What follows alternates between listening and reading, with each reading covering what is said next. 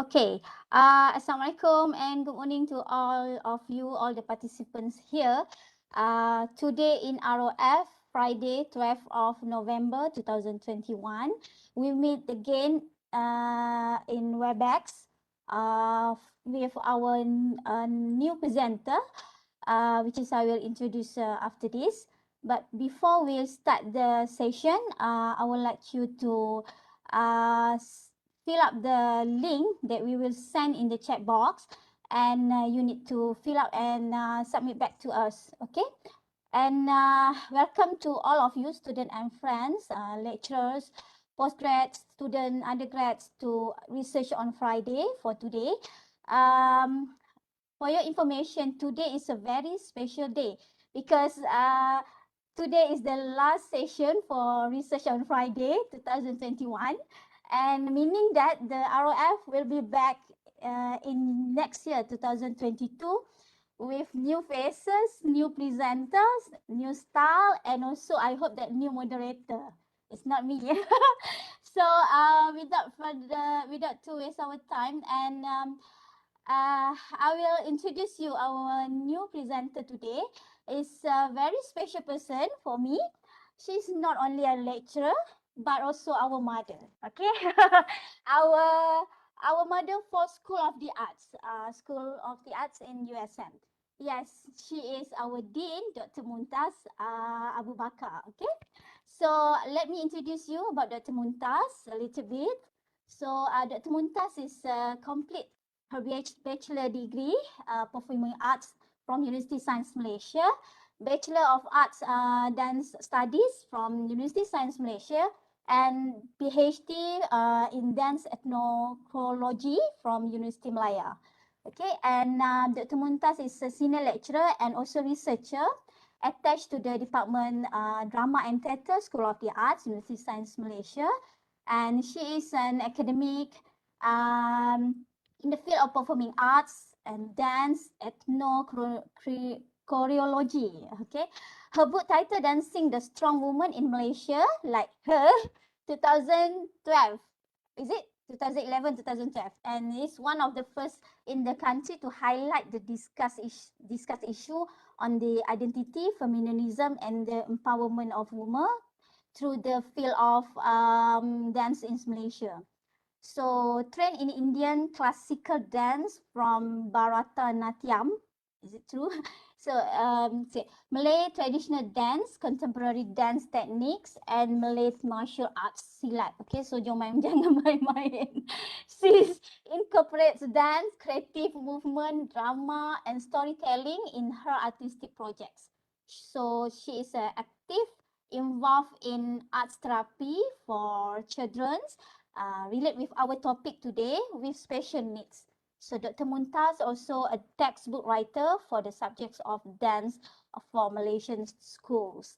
So currently she is teach various courses in the department drama and theatre, such as traditional contemporary dance technique, arts therapy, introduction to drama and theatre, community theatre, action theatre, performance, criticism, and script writing. So for today, she will share her knowledge and experience related with the topics, okay, and what she already done the research before. So without further ado, I will pass the floor to the Dr. Mumtaz, our dean. So the floor is yours, Dr. Mumtaz. Silakan. All right. Okay, thank you very much, Dr. Siti. A very good morning, dear professors, doctors, researchers, colleagues, students, fellow artists, fellow researchers. Ladies and gentlemen, thank you all for sparing your time to come and listen to my presentation today. A special thank you to Dr. Siti Suhaili for that fantastic introduction, and for, it's an honor to be called as the mother of School of the Arts. It's really touched my heart, and thank you so much, and good morning to Mr. Jeet here. who is taking care of the technicals behind, and also Dr. Sarina, the Deputy Dean, who initiated this entire research on Fridays. Okay, so ladies and gentlemen, we started off this research uh, by having a few questions, by asking ourselves a few questions. How much do children know and are interested about Wayang Kulit and Malaysian heritage folktales? What aspects of Wayang Kulit and heritage folktales that they find attractive or engaging? And what do children think about building connections between the folk tales of their grandparents, of their ancestors, to their social realities? So, with these questions in mind, Silk Shadows Speak explores Wayang Kulit as a performative art that can delve into children's engagement with heritage folk tales in creative ways. So, ladies and gentlemen, please allow me to share with you one video, a short snippet of a video of a production that was done by the children who participated in Silk Shadows Speak. Thank you.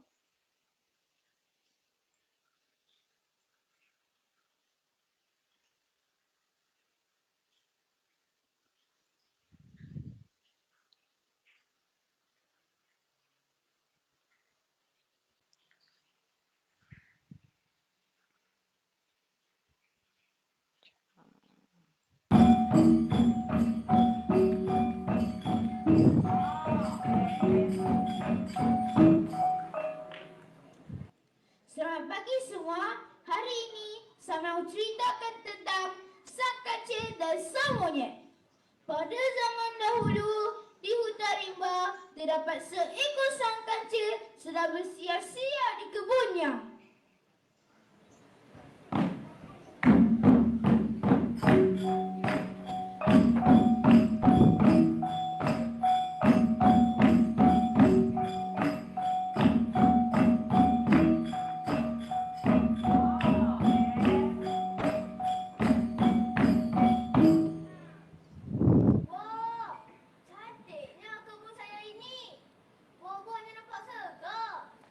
Tiba-tiba, sang kecil ternampak seekor sang monyet sedang berjalan dalam keadaan yang lapar.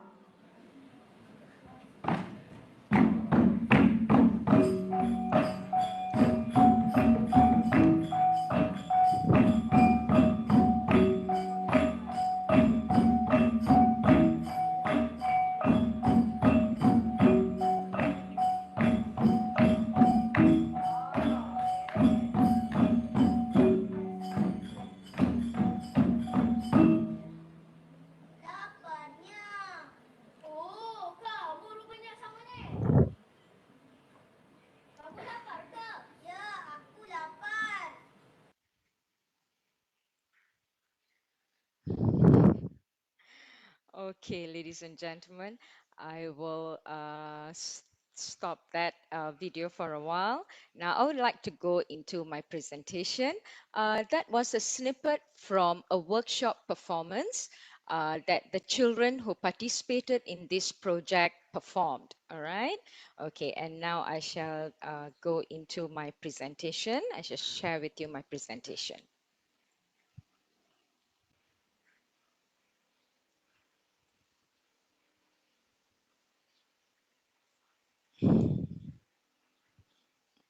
Okay.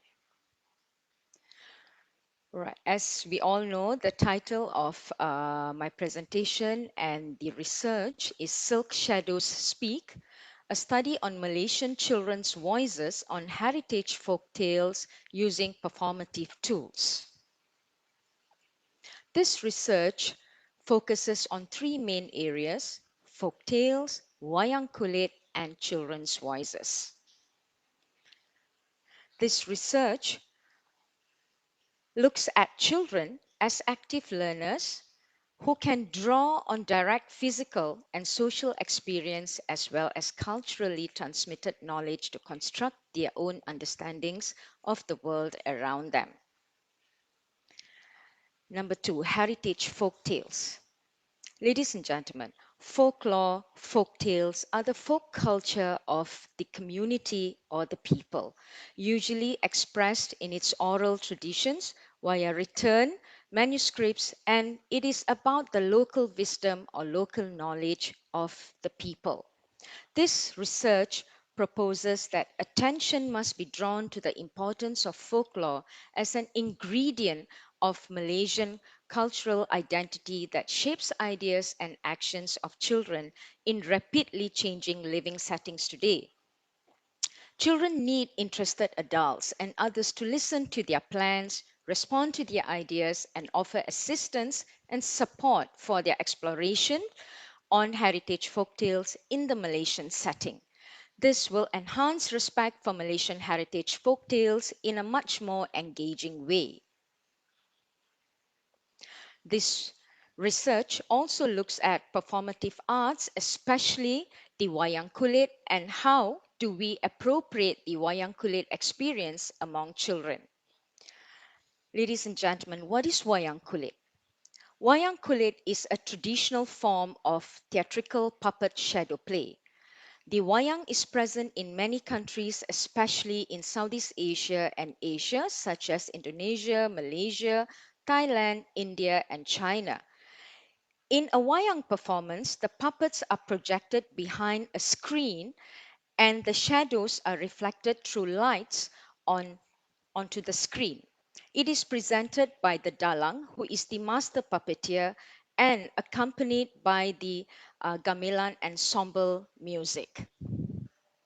So, this research proposes that arts experiences that recognize children's active role in exploring opportunities are important to construct and elaborate voices on meaningful activities that are relevant to children's daily realities. Departing from existing conventions that situate children only as passive participants, there are struggles to bring Wayang Kulit to more participatory platforms that respond to the present life world dramatic experience that engage critical inquiry and creative skills.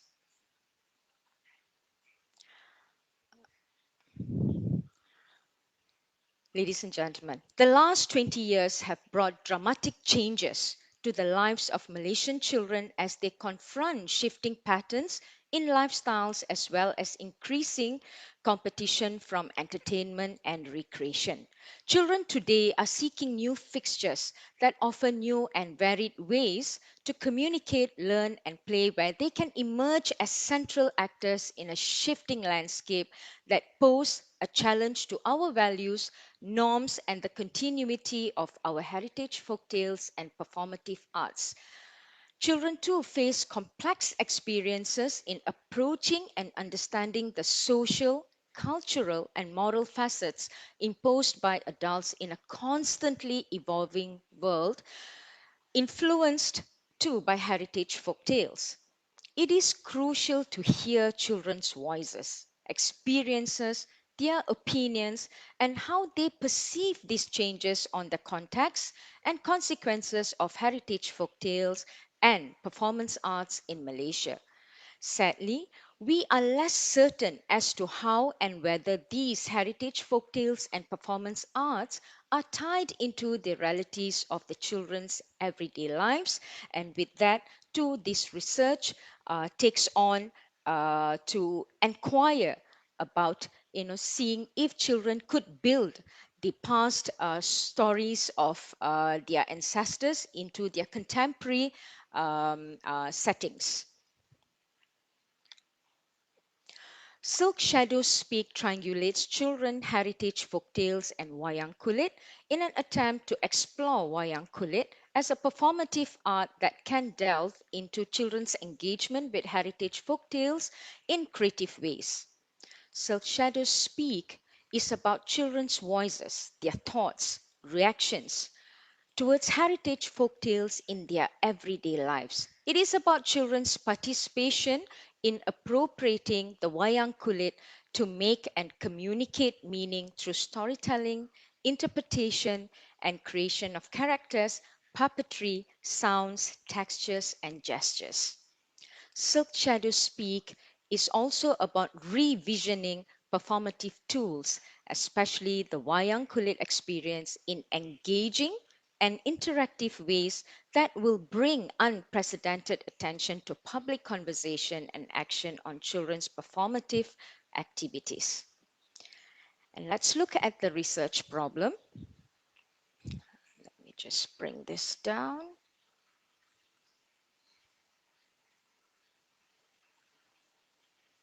Okay, right.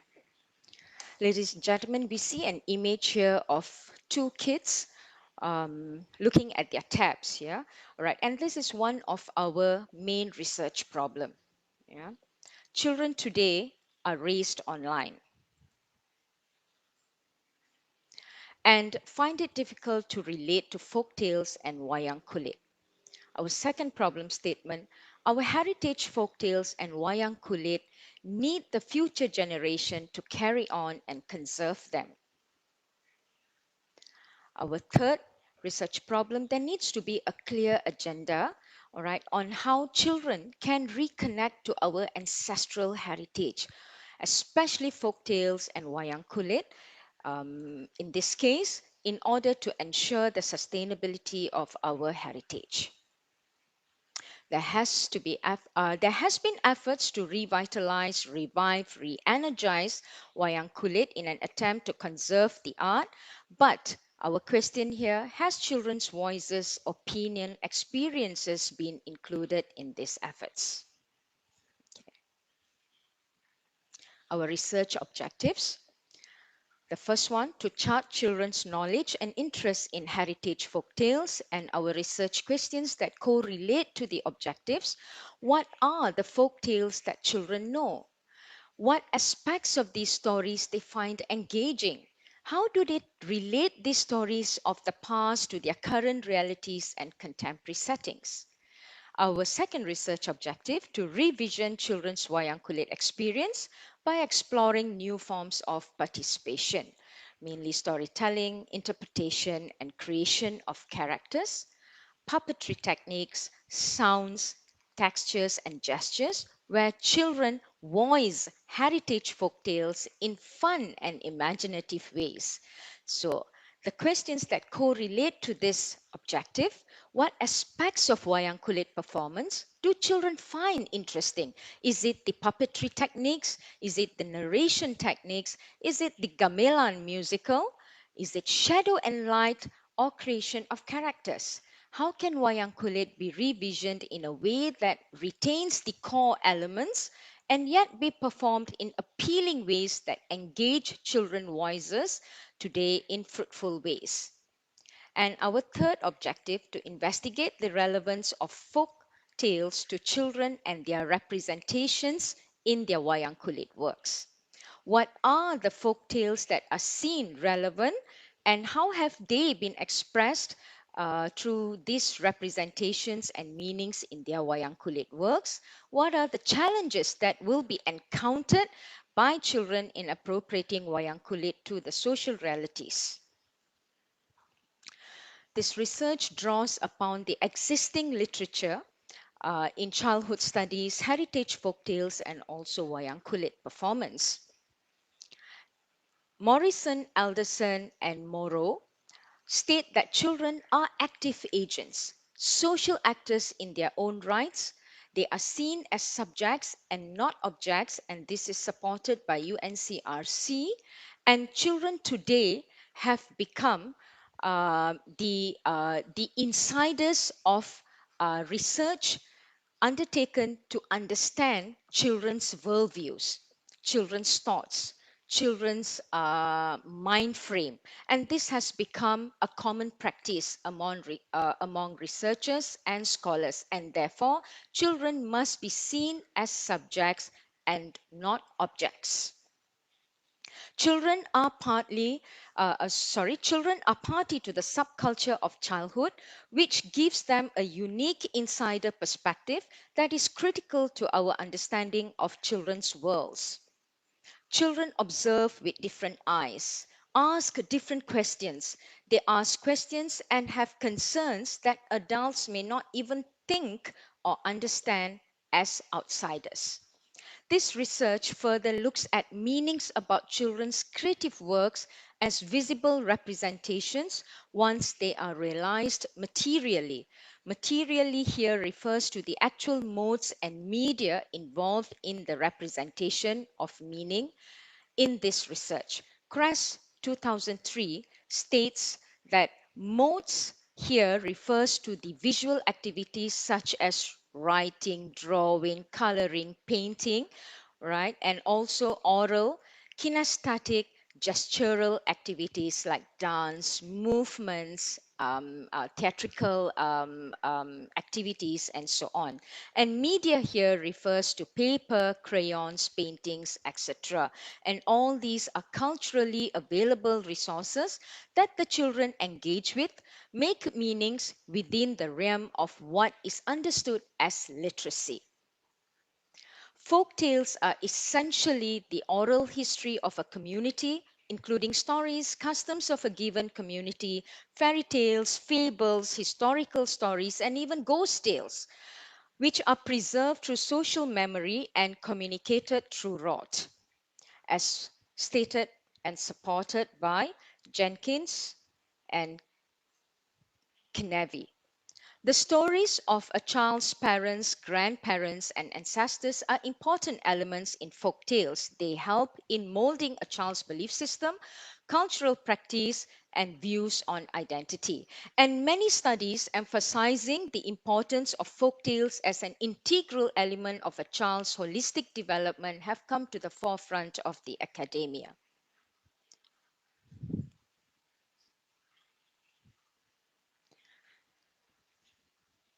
Tan Sui Beng, Matuski, Foley, Gulam Sarwar agree that Wayang Kulit is a unison of multifacets of performance, including music, song, visual design, movement, puppets, and above all, powerful storytelling. However, the epics, usually the Ramayana and the Mahabharata, right, which are the existing repertoire in Wayang Kulit, may not receive the same importance with today's children as they do not reflect the children's social realities, as noted by Fajar. Fajar also goes on to say that among the reasons for the decrease in popularity of Wayang Kulit among the modern society and children are the language used by the dalang, the duration of the performance, which at times can go on from night into the wee hours of the morning, and also the heavy themes surrounding the storyline and the complexity of the characters. Wayang Kulit revival projects has been undertaken by practitioners and designers in Malaysia, Singapore, Indonesia, and many other countries, which sees this traditional art form receiving attention in today's modernity. And one of the most popular projects are Project Fusion Peperangan Bintang, which sees two young multimedia designers teaming up with a dalang using projectors instead of bulb for backlights to project Star Wars in Wayang Kulit, introducing Darth Vader as the popular villain and Princess Leia into Wayang Kulit. In Indonesia, Project Wayang Hip Hop, combining traditional elements from the wayang and modern elements of hip hop dance into the theatre form to attract younger generation. Jade Chan, in her article, mentions that engaging with young is essential in keeping wayang kulit relevant. She also reports that due to the changes in contemporary society's lifestyles, education background, modern gadgets, and entertainment choices, there is a need for wayang to adapt, innovate in order to appeal to modern and younger generation. Now, ladies and gentlemen, I would like to highlight that similar projects by Dalang Jufri and Dalang Cik Mat Juso Well-known master puppeteers in Penang have explored new modern characters and storylines such as Marvel and DC movies characters into their Wayang Kulit projects to entice school children. Whilst these modern and popular cinema characters have taken center stage through Wayang Kulit, it still lacks the local cultural essence which can provide a participatory experience between the viewers, especially children, and the performance art form.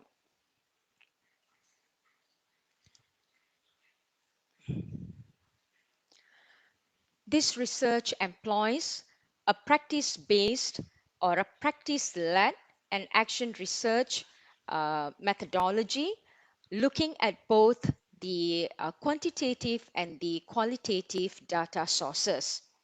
The study includes surveys, observations, focus group discussions with children, mainly 10-year-olds, as well as artistic processes, activities, and hands on activities, visual activities such as drawing, painting, coloring, designing simple storyboards, engagement in wayang kulit, puppeteering techniques, storytelling techniques, the gamelan music playing, and also theatrical activities such as acting, speech, and dialoguing. The artistic processes, which is engaged heavily in this research, are the actual making of artistic expressions in all of the different forms of the arts employed in this research as a primary way of understanding and examining cultural heritage experience among these children. Artistic processes in a child centered research help focus on the role of cultural heritage arts in children's lives to better understand the world around us in new and valuable ways.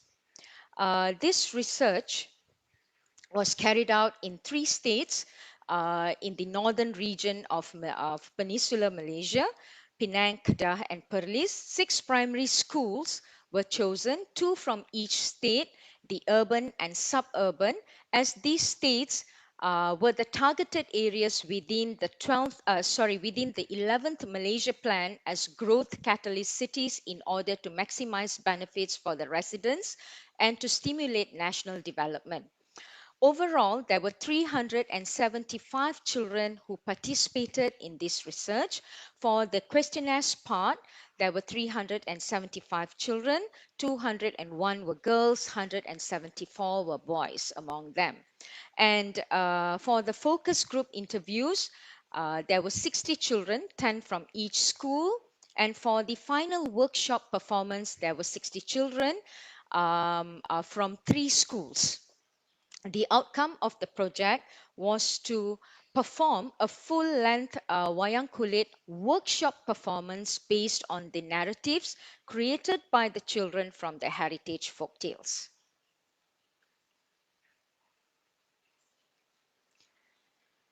The processes involved 4 main sessions. Session 1 was the questionnaire sessions where researchers went to the 6 schools, handed out questionnaires, met with met with about 60 to 70 children in some of the schools, and the rest of the schools were about 50 to 40 children. All right. So we met with the children. We had talks with the children. We handed out questionnaires, and the questionnaires were about their knowledge on folk tales and wayang kulit performance, and if they were involved in the project, what were the roles that they would like to play as, and so on. Yeah. All right. And session 2 involved a focus group interview. 60 children, 10 children from each school participated, and we talked a lot about folk tales and wayang kulit performance. All right, and we found out that children were familiar with 3 heritage folk tales: Bawang Merah, Bawang Putih, Si Tanggang, or also known as Malin Kundang in a different version, and also the popular Hikayat Sang Kancil. Session 3 looked at um, um, um, the artistic processes, right? With 20 children from each school, 10 from the focus group and 10 from questionnaire group who participated in the artistic and hands-on workshops and activities, mainly looking at storytelling, designing the storyboard, drawing, coloring, painting, creating characters, creating personalities for the characters, all right, and creating dialogues, acting out the story, and also towards the end, constructing moral values. And session 4 was the actual workshop performance. 20 children from 3 schools participated in a 3 days workshop of acting, narrating, puppetry techniques, and playing the gamelan music and reiterating the social values that they had constructed. The workshop performance was held on the last day of the session, and it was held at Panggung Pelinggam Cahaya at University Science Malaysia, and it was open to public. The artistic process, I have some photos here I would like to share with you, all right, on how children created characters, all right, and how they created personalities for these characters, okay, as how they wanted their buayas or their crocodiles to look like, how they wanted their sangkancil to look like, all right, and the color of their bawang merah, their bawang putih, what color or what type of baju kurung that they wanted their bawang merah or bawang putih to wear, and how they perceived their si tanggang to look like. Yeah, all right. And the hands-on processes also looked at giving opportunities to children to discuss and also come up with their storyboards. Okay, and as we can see here, the children wrote their own storyboards, all right, and they put it up at their own corners, all right, and they went through the techniques of puppeteering, okay, and they were amazed at what and as at what actually took place at the back of the screen or the clear of the wayang kulit. Here they were going through a session with our puppeteer Encik Farid, okay, and also assisted by our one of our fellow researchers, Encik Izzat, and they were going through the acting rehearsal. So while the puppeteering techniques were going on behind the screen or the clear as we call it, and here you have another group of children acting out the characters. And the that our Adiguru Cik Mat Juso, the master puppeteer as well, giving lessons on the notes of wayang kulit and how to play the gamelan musical instruments. Children had to play on tempo and in time, all right, rhythmically. They were going through lessons with our musician, Puan Liana. And here, as you can see, the children, taking lessons and playing the bonang, all right, or the chanang, okay. And here they were going through the acting techniques and performing on stage. All right, for our findings, okay. Um, as for our first objective, charting children's knowledge in heritage folktales, okay, we find, or rather the research finds that children were familiar with 3 main stories, the Bawang Merah, Bawang Putih, Si Tanggang, and the Hikayat Sang Kancil. There was a deep sense of shared ownership over the stories as they had heard from their family members, from teachers, from friends, reading from books, and watching them on TV and YouTube. And after getting involved in our research and performing it, all right, there was a more sense of appreciation towards these stories, yeah. And basically, the children were attracted to the humor, all right, in some of these stories, especially with regards to the Hikayat Sang Kancil. All right, they were very attracted to the character, the witty character of Sang Kancil, yeah, who could trick all the bigger animals, all right, and just find his way and escape, right? And they were also attracted to the magical and supernatural elements in some of the stories, especially the talking fish in Bawang Merah, Bawang Putih. All right, or translated in English, the shallots and the garlic. All right, and also the magical pumpkins that contained jewels and gold, all right, in this Bawang Merah, Bawang Putih story. And the magical pumpkin, which contained gold and jewels, were meant for Bawang Putih, all right, when it was given to her by this Nenek Kebayan, or when this magical old grandmother who would appear from the hut, okay, or from the cave, all right. And when the same magical pumpkin, all right, only bigger in size, was given to Bawang Merah, or the shallot, the pumpkin contained venomous snakes. All right, this is to symbolize that Bawang Merah or shallot, was a very mean person.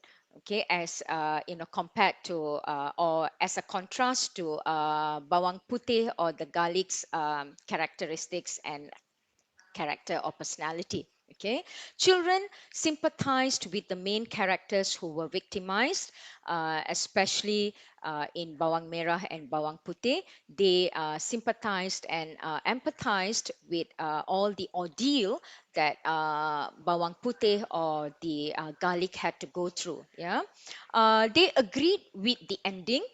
Usually, good versus evil or good over evil, showing strong sense of moral values. Children could relate the stories of the past to their present lives by adding on their moral and social values to these stories from their perspectives.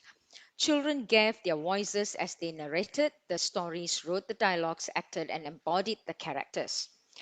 As for the objective of appropriating the Wayang Kulit experience, children were able to envision, imagine, and ideate on how the puppets were to be created, colored, and shaped. Children were able to learn the puppetry, moving techniques. Children were able to handle and move the puppets accordingly to timing, characters, and flow of the story. And children gave their voice as they narrated, moved the puppets into action, and played the gamelan ensemble music. As for the objective of drawing relationship or relevance of folk tales to children and their present realities by looking at their representations in their wayang kulit works, right, children were given opportunities of reworking the settings, yeah, place and time. So now they could reset the place and time according to their current realities, all right, such as looking at the past villages and looking at the current villages that were in the states of Kedah, that were in the states of Perlis, and some of the rural areas in Penang. Okay, looking at the vessels, all right, as to the past vessels, and also trying to connect to the current vessels, yeah, all right, then and now. And then caves were changed into old huts, all right, so on so forth. Right, children were also given the opportunities of recreating new narratives by redoing the dialogues, all right, using current dialect and words, such as children from Penang used the Penang dialect in their dialoguing, and those from Kedah used Kedah dialect, and so on. Other children use, standard normal Malay language, such as, padan muka awak kerana awak tak dengar, okay, or padan muka hang, all right, or for air sungai they changed it to ayak sungai, all right. And opportunities were also given to children to present their stories in either English or Malay languages respectively. This allowed children to further explore the story, characters, characteristics, personalities, and dialogues. All right. And children are able to voice out their thoughts and feelings as affected characters. All right. Therefore, bridging a strong connection between the past and the current. As they played the characters, children were made to believe that they were bawang merah, they were bawang putih, they were si tanggang, they were the sang kancil, all right, through a make-believe theatrical situation, and to find out how they would act or react to that situation. And opportunities were given to children to voice out their opinions towards the end, as they summed up by giving advice or by taking or giving a moral stand. And with relation to findings on artistic processes, right? Okay. Group discussions allowed room and space for thinking, recollecting memories, and strategizing the story. Um, there were lots of opportunities for children to explore the stories, setting of place, location, and time. All right, children could construct the characters and personalities. They created their own dialogues. All right, and for the process of staging the performance, all right, we found that children narrated the stories, they wrote the dialogues, all right, they designed their own storyboard, all right, children acted the characters, the roles during story narration. Children handled the puppets with wayang kulit techniques, all right, to act out the story details. Children played the gamelan music accordingly with tempo and timing. Children were able to voice out their perception of moral values to each of the story. And I would like to share with you some pictures here staging the performance. As you can see, this little boy here waiting to enter the stage to play out his role or character. And we have children here getting ready, adjusting their musical instruments. You have the narrator here taking center stage. You have the little thespian here who played the Sang Monyet, all right? And you have the little puppeteers, all right, at the back of the screen, all right, projecting the puppets.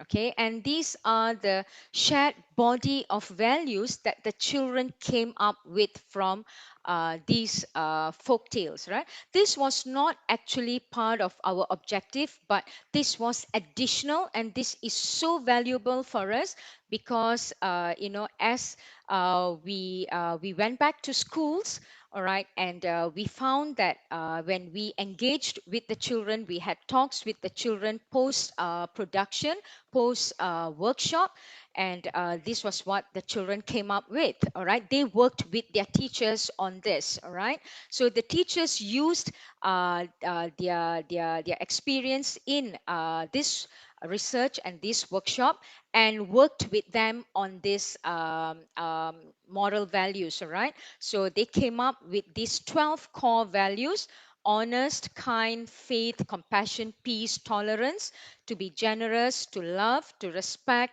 to be responsible, to be hardworking, and also loyalty. All right, and within all these 12 core values, all right, the 10 testaments, all right, that they call it, all right, is to be nice to others, to live in harmony, to share with others, to believe even when you can't see, to care about others' feelings, to be loyal to your friends, to be someone with confidence, all right, to be able to work as team, to love your family and friends, to do a task honestly and responsibly. All right. And ladies and gentlemen, for your knowledge and information, the videos of this project, the testament of the children, the testament of the teachers who were all involved in this project are all and have been uploaded into YouTube. All right. For your further reference. With that, I thank you, but I would like to show you some a video, right? A short video, yeah. Thank you. Okay. Yeah. Okay. Let me just go to the video.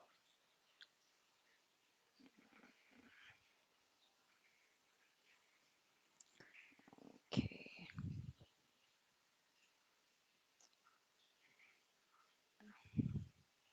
All right.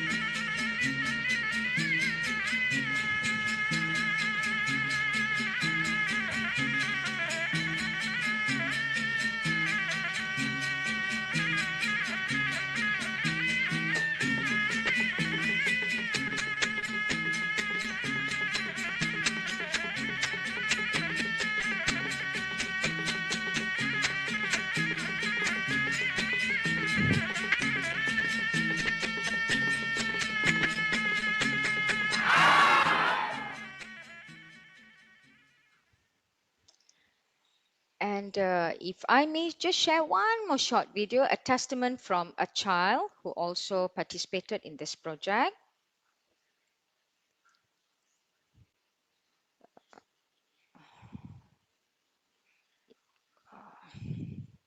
Okay.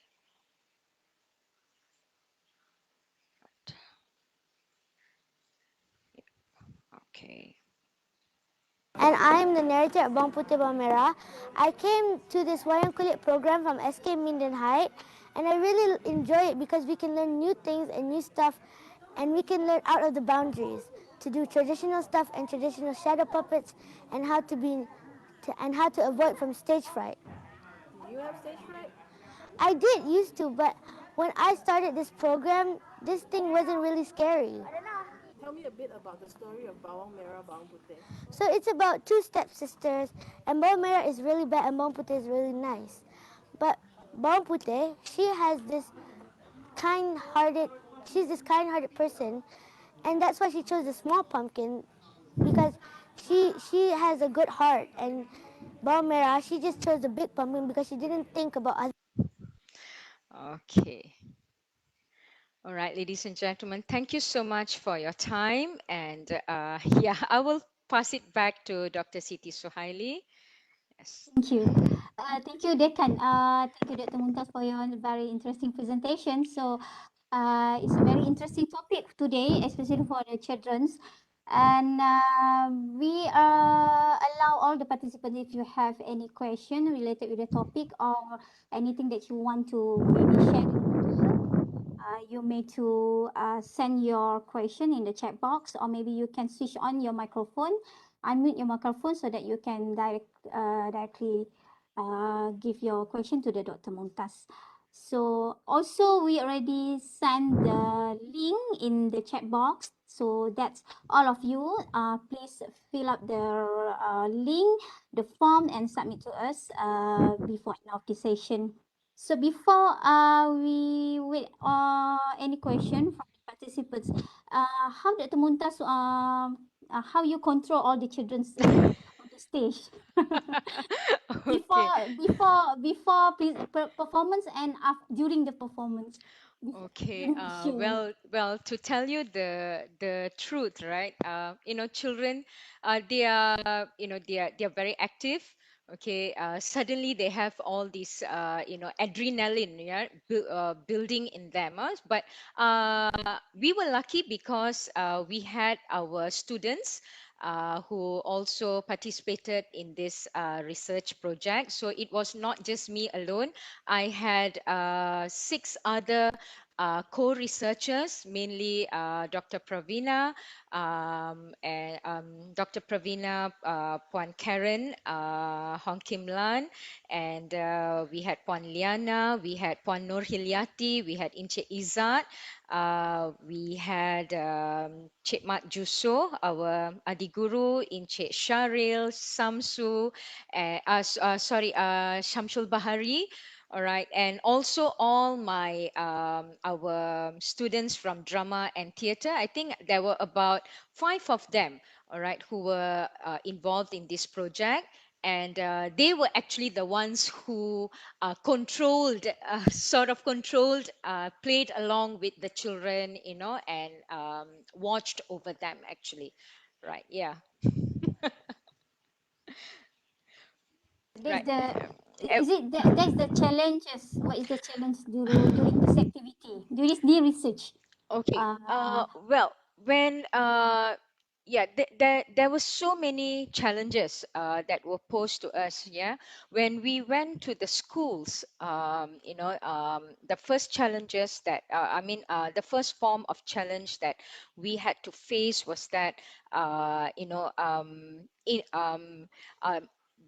children were some of the children were very excited about the research and wanting to participate, but others were very curious. They wanted to know what they were getting into and so on. So these were actually very, very I would say very sensitive children, because they are sensitive to how people perceive them, especially outsiders. They didn't want to trust us immediately. So even when we had the focus group interviews, they were very cautious about the type of questions that we asked, and they always wanted to know why, kenapa, kenapa. All right, so we had to be very patient with them. All right, and some of the other challenges were, of course, we actually got to know from our questionnaire that children knew about heritage folk tales. All right, they had heard about heritage folk tales from their teachers.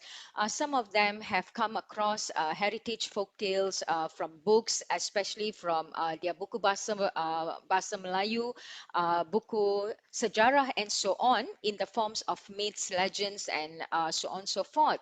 But they could not relate that to their present settings, because they kept asking us, itu dah berlaku lama dah, so kenapa kita nak buat ni, so actually that was the main question that we wanted to tackle too. All right, how could the current children, all right, with their contemporary setting, all right, come to terms or give voice to these heritage folktales, give meaning to these heritage folktales in the way or in according to their perception, so that this will be theirs, so that they can carry on, all right, these traditions and pass it on to their next generation. Right, and other challenges were, of course, they were like, wayang kulit, kena belajar dialek Kelantan ke cikgu, kami bukan dari Kelantan. They are so cheeky, all right, these kids. So we said, no, we are going to try it in your own language, and so on and so forth. All right, so there were many challenges, but we could overcome it. Thank God, with with so many expertise, I would say, like we had the expert from the music background, we had expert from the traditional Wayang Kulit background, and so on. So it was not so much of a challenge. I would say they were all opportunities for us to learn more from the children. Yeah. Yeah. Thank you. So it's look like no question from the Facebook, is it, Jeet? So so if you never mind if you have, No because question. yeah, this is live. We do it live, and we will put this video in our SOTA social media. So you Wonderful. will look at again, and if you have any question, please put in the comment. And inshallah, will Dr. Munta will look at that and will answer through in the social media. Is it?